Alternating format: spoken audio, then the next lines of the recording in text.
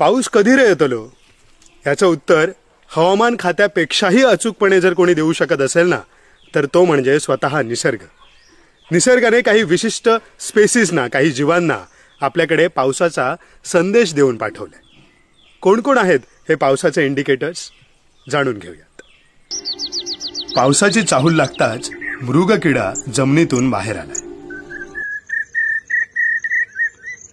भात शेतीच्या मळ्यावर पावसा पक्षी त्याच्या मधुर स्वरात जणू पेरते व्हा पेरते व्हा अशी साद घालतोय.